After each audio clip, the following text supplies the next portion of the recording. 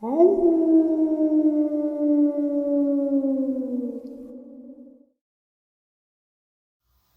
greetings and salutations, everyone, and welcome to, depending on however you look at your clock or wherever you may live, this early morning or middle of the night bonus upload.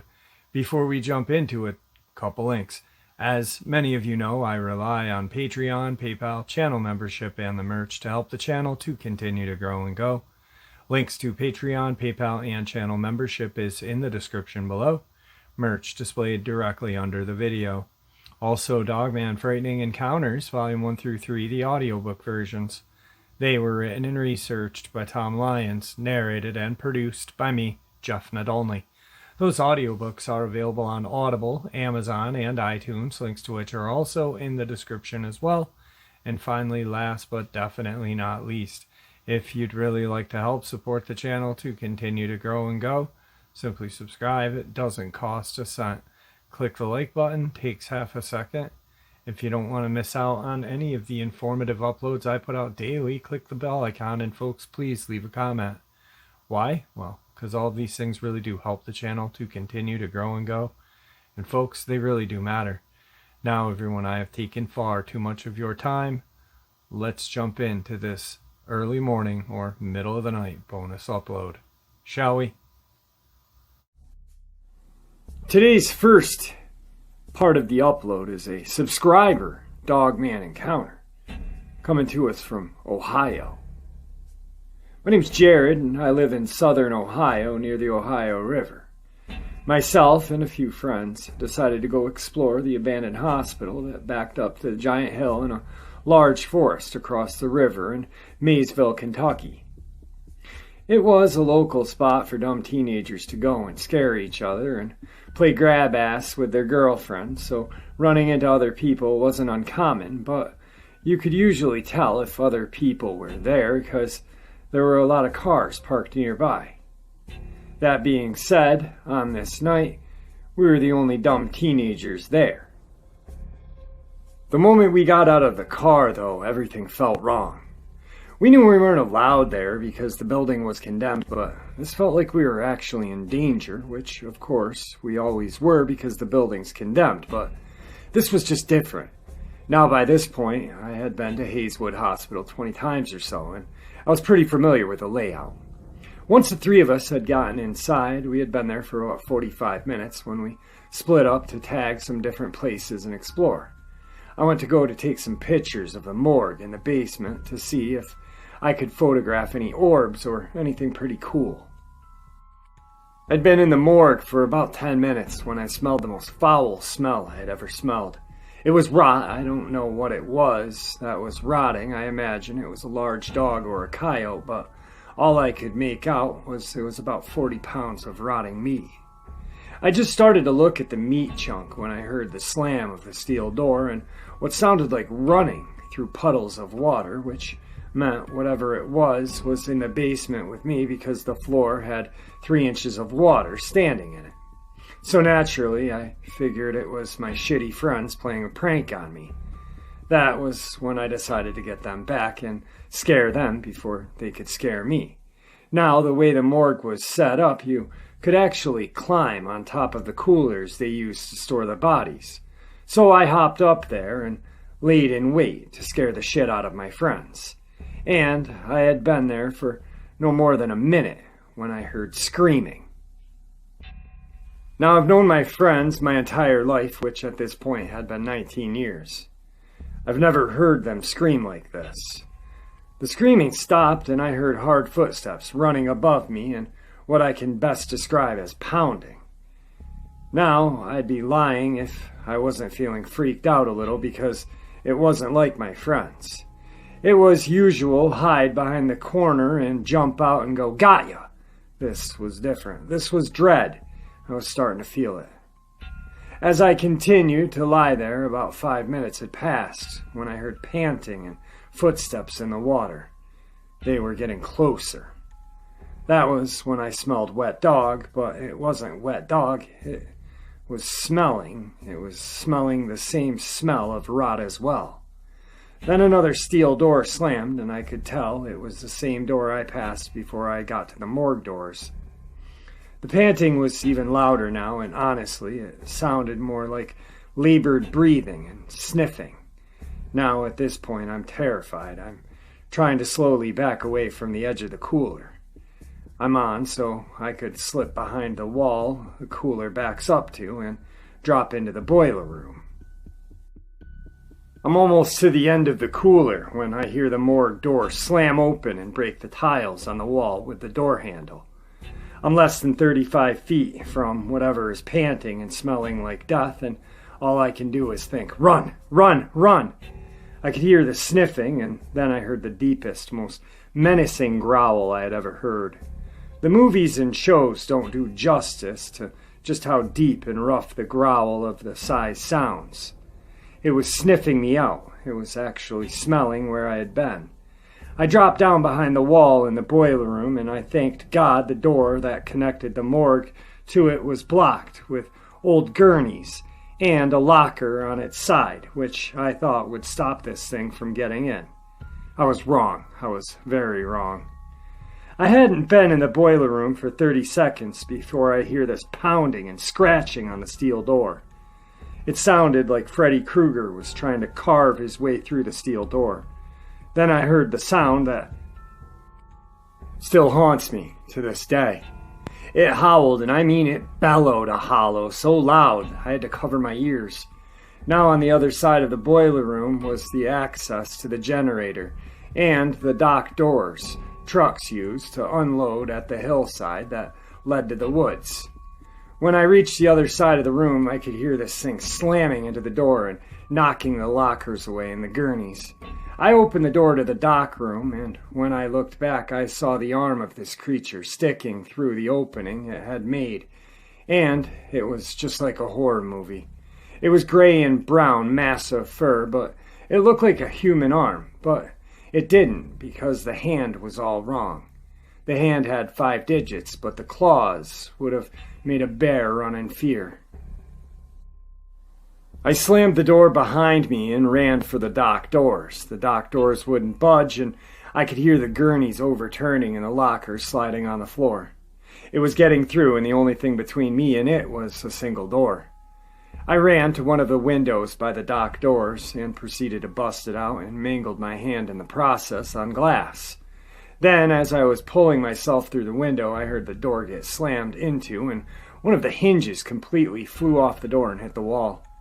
I tumbled out of the window and hit the cold, wet ground. When I stood up, I saw it in the doorway. Now, I'm 6'4", 250 pounds. Not little by any means, and this thing took up the entire doorway. An 8-foot-tall, 3-foot-wide door. It was covered to head and toe from gray and brown fur. And it had a very narrow snout, almost like a Doberman pinscher, and its ears were just barely visible because of the doorway. But I could tell they were standing up just like a dog's. I couldn't believe what I was seeing. I was completely paralyzed. This thing was staring right into my soul, looking at every delicious part it was going to enjoy. I never felt like an item on the menu, but I can tell you it's terrifying. Then it snarled, and that woke me from my disbelief of what I was seeing. I turned and ran. I ran up the hill into the woods to get around the hospital to get back to the street where the car was parked. I hadn't made it 25 feet when I heard it clawing to get out of the window. I knew I would never make it to the car this way, so I ran back towards the hospital where the fire escape ladder was. I'd used the ladder before to climb to the roof and take pictures of the entire town. I completely skipped the first 3 rungs of the ladder and was now inside the enclosed part of the fire escape. Again, this thing howled, and I could feel waves of pure terror filling my body. Now my hand is killing me at this point, and I was getting blood on everything, and just as I was reaching the first floor window I could climb into, this thing slammed into the fire escape ladder, knocking me down a couple rungs. It leapt onto the outside of the fire escape and began clawing at my feet. Just as I reached the window, I felt it. Pain like nothing I had ever felt. It had grabbed just above my ankle and yanked, and in doing so shredded my boot and the end of my jeans and flesh. I was able to pull myself into the first floor window, and I heard it push itself off the fire escape and head back the way it came. Now at this point I'm dragging my left leg and trying to keep my right hand in the hoodie pocket. The entrance we came in from is only about 150 feet down the main hall and around a left turn. As I'm halfway down the hall, I hear the steel door slamming again. I'm dragging myself down the hall, just trying to stay focused on getting out of this hellhole. Then the howling starts again, and I can hear it getting closer. I make the turn, and I hear the pounding coming up the stairs from the basement. I make it to the entrance and hear the padding of hands and feet on the floor. I made the mistake of looking back just as it rounded the corner. It was running on all fours, just like a real dog. I bolted down the hill towards the street where the car was parked and realized the car was gone. They left me. My only way to escape was gone. I just zoned out and kept running down the hill. My leg was throbbing, my hand was in agony, and all I could think is, I'm gonna be fucking dog kibble. Finally, I made it to the first house I could find and ran full force into the door and began pounding on it like a crazy person. Thank God that this little old lady was home, because she opened the door and I literally fell inside, and just before I kicked the door closed, standing up on two legs at the end of her driveway was this monster. I broke down in tears. I didn't know what to do. Lucky the old lady had called the cops because a crazy person who was bleeding everywhere just fell into her home. When the cops got there and asked me what had happened, I told them the same thing I've said here. And of course they didn't believe me and thought I was on drugs.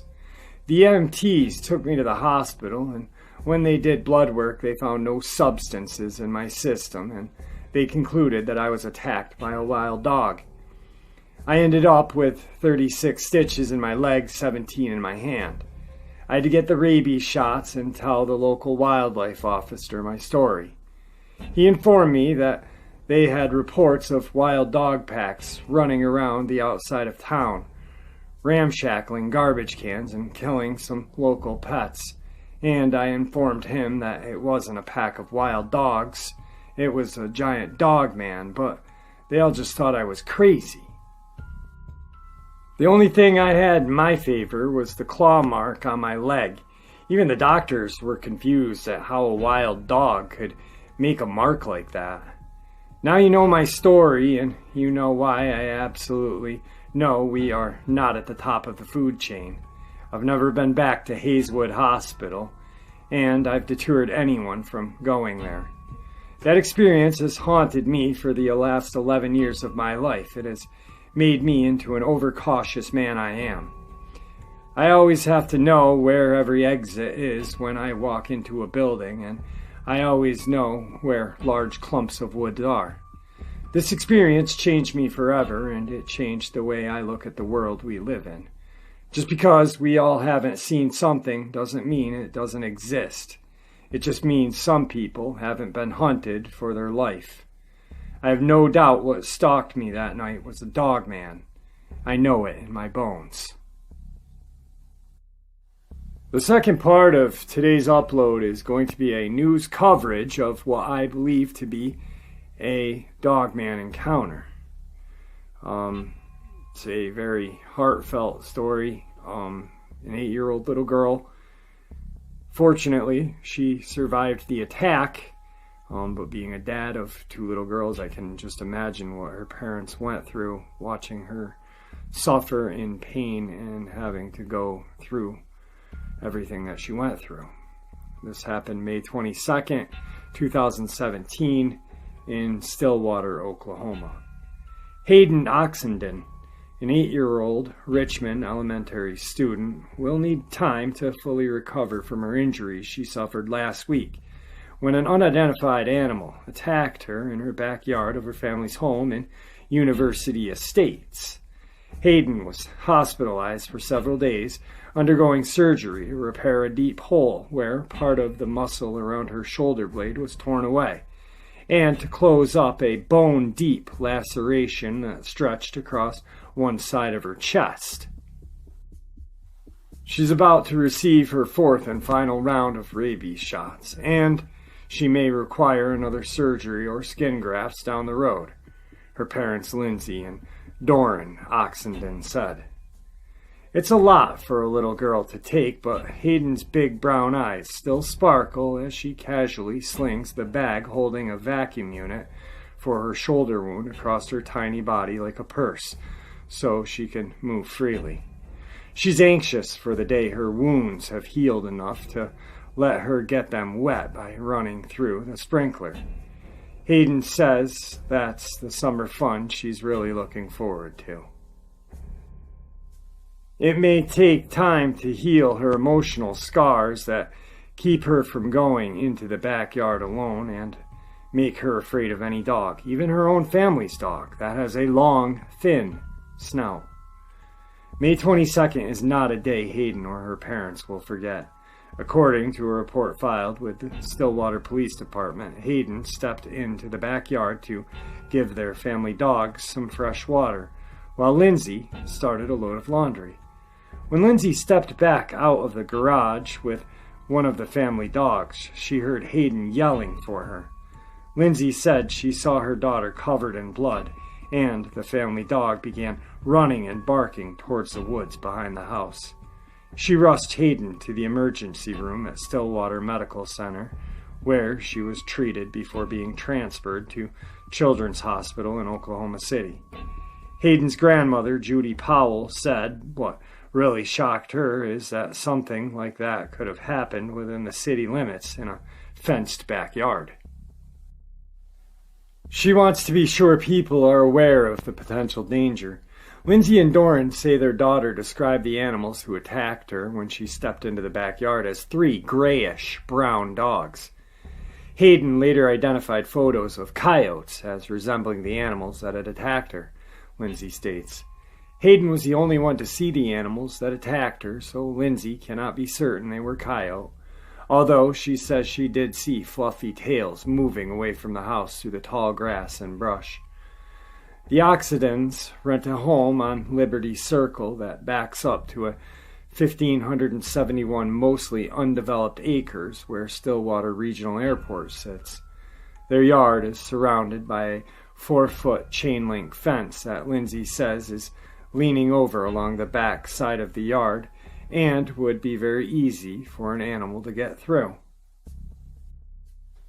Coyote sightings are common in the open land between the neighborhood. Lindsay says one of her neighbors told her about seeing a group of coyotes moving through the area. Payne County Game Warden Emily Long agrees the airport land is basically coyote heaven, with its tall grass and brush that also provide home for rabbits and field mice. The coyotes' favored prey, but that's what she finds troubling about the attack. Although she can't prove or disprove that it was coyotes, it's not typical coyote behavior, she says. It would be highly unusual for 3 coyotes to team up and attack a human right by a house in broad daylight, especially when they have plenty of food available. Although it does happen, wildlife experts say coyote attacks on humans are very rare. Small children are most common victims on the occasion when they do attack. There are only 2 cases on record for both the United States and Canada of a coyote killing a human. Oklahoma has never had a documented case of a coyote even attacking a human, Long states. Emily Long also believes Hayden's bite wounds looked too big to have been caused by a coyote. Stray dogs can be very dangerous, and attack on Hayden sounds more like something a dog would do, Long says. Once dogs get loose, it doesn't take them long to go feral, she said. A pack of wild dogs can be much more dangerous. Dogs have a history of killing just to kill. Coyotes don't. A coyote is a survivor. It's out there looking for its next meal, not attacking humans. Stillwater Animal Welfare Director Mary Dickey said her department sometimes gets complaints about packs of stray dogs, but it hasn't gotten any from the area around the airport. Although it may be impossible to prove exactly what hurt Hayden Oxenden, the fact remains she was seriously injured, and Lindsay wants to be sure people in the area are watchful. There are other kids and elderly people, and they're all out there walking, she said, pointing down the street. The investigation into the attack is ongoing, and traps have been set in the area around Oxenden's home. Both the Oklahoma Department of Wildlife Conservation and the Oklahoma Department of Agriculture, Food and Forestry Wildlife Service divisions are involved. Okay, just like the last video I did with the news article, I'm going to do a breakdown after the article, not for the subscriber story, but just for the news article. A couple of things that stuck out to me, and I'm pretty sure the majority of you guys probably caught it as well. The first thing was the statement made by her parents that she's afraid of any dog, even her own family's dog, that has a long, thin snout. That means that is a resemblance of what attacked her. Second, the yard is fenced in with a 4-foot chain link fence. Yes, it's leaning over in the backside, but I don't buy that a coyote or a pack of coyote or even a pack of feral wild dog is going to jump over a fence and attack a child. I don't buy it. I feel so terrible for this little girl, but it wasn't a pack of wild dog or coyote. The next one, 3 grayish brown dogs. Okay. Coyote are grayish brown. So are a lot of the descriptions of the Dogman. Emily Long also states that the airport area is coyote heaven. It's got rabbits, field mice, but that's what she finds troubling about the attack. Although she cannot prove or disprove that it was a coyote, it's not typical coyote behavior. Coyotes don't team up and attack humans. There's only been 2 cases in the United States and Canada of a coyote killing a human. Oklahoma has never had a case. She also believes that Hayden's bite wounds looked too big to be caused by a coyote. And then the director, Mary Dickey, states that they haven't gotten any complaints in that area of stray wild feral dog, not coyote, but feral dog.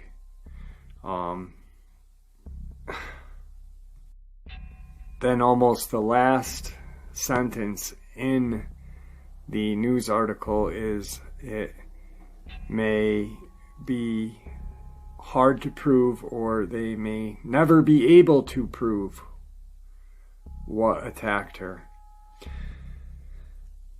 Wild dogs and coyotes are dangerous. Yes. Okay. I'm not even going to debate that with anybody. But I'm having a hard time buying how this baby girl was torn up. The muscle around her shoulder blade was torn away. Bone deep lacerations. That means her bone on her chest was ripped. Dogs have a very powerful bite. Yes, they do. I had a German Shepherd when I was little, and she bit me twice because I was fucking with her, and she hated me. But she got me in the hand once, and the bite went through the top part of my hand and came out the palm. But it was where there was no bone, so it was like in between my thumb and pointer finger. No bone, just fat and muscle and tissue and skin. German Shepherds have very powerful bite force, as well as pit bulls. But I just don't see a pack of feral dog just jumping a fence, biting the child, and running away. I don't fucking buy it. I'm sorry. I truly don't buy it. I don't buy it was a coyote either. Because why would they just jump? Like, they're feral, yeah, but it doesn't mean they're stupid. You know? Like, animals in nature have intelligence. And it's these people that work in these fields, they want or they think that the average Joe American, Jane American, do not have the capability of thinking. Well, we do. We do. A dog or a coyote is not going to jump a fence to bite a girl and then run away. It's not going to do that, and it's not going to rip her shoulder muscle and half of her chest off almost through bone. I don't buy it. I don't buy it, and I don't like it. This poor little baby. Thank God she's alive. Thank God she is 8. She's got a long life ahead of her. Hopefully it won't scar her physically or mentally for too long. God bless her. God bless her and her parents. But Jesus, like, some honesty, man. Ridiculous. Anyway, moving on. The third and final part of the upload is not news footage, not an encounter, but a first-hand or second-hand. Yeah, second-hand. Today's third and final part of today's upload is a second-hand account. It's not news or first-hand encounter. It's just hearsay, we'll say. I don't know if this will be helpful, but it's interesting. November 2008. I live in Sarnia, Ontario, on the Canadian side of the Michigan border. Almost 2 months ago, a police officer friend of my husband told him about being called out to a farm outside of Corunna, still on the border, but further down the river, to examine some horses. What he found was 6 horses in a corral that had bled to death from huge claw marks to their neck and shoulder areas. There had been reports of lynx on the native reserve outside of town, and a young black bear had been trapped and moved about 100 kilometers away from this incident. But these predators do not kill like that. They will kill one prey, drag it away, and cache it. Then go back for another. These horses died where they were attacked. Just another one of those strange stories with no immediate explanation, I suppose. And that, folks, was the early morning or middle of the night, depending on however you look at your clock or wherever you may live. Bonus upload. Thank you for supporting the channel. It is your support, after all, that keeps the channel growing and going, and what gives people a place to share their experiences without judgment, without ridicule, simply treated with the respect that we all deserve. Thank you. Everyone stay safe, happy, healthy, and ever vigilant, keeping an eye on our children, pets, family, friends. These creatures are real. They are out there, and they're definitely dangerous. Share this information with those you love and care about, and it may just help save their lives someday. Until next time, never stop asking questions, never stop searching for answers, and God bless.